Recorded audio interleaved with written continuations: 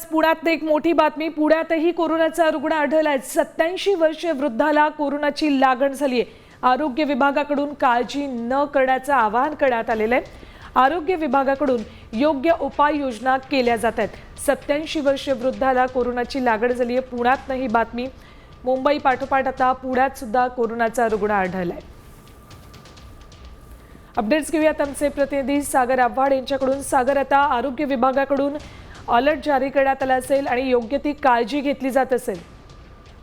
नक्कीच मुंबई पाठोपाठ पुण्यातही एक रुग्ण जो आहे तो कोरोना बाधित असले तर निष्पन्न झालेला आहे। त्या संदर्भात आरोग्य यंत्रणेने आता ज्या उपाययोजना आहेत त्या करायला सुरुवात केलेली आहे। गेल्या अनेक दिवसापासून कोरोनाचं टेस्टिंग जे आहे ते पुण्यामध्ये बंद होतं, ते टेस्टिंग आता सुरू केलं जाणार आहे। आणि हा 87 वर्षाचा वयोवृद्ध पुरुष हा रुग्ण आहे आणि त्याच्यावरती आता खासगी रुग्णालयामध्ये उपचार सुरू आहेत। त्यामुळे खबरदारी जी आहे ती महानगरपालिका आणि जिल्हा प्रशासनाकडून घेतली जाते। अगदी बरोबर, रुग्णांचा हा आकडा वाढू नये यासाठी काळजी घेणंही तितकंच आवश्यक आहे। धन्यवाद सागर संपूर्ण माहितीसाठी।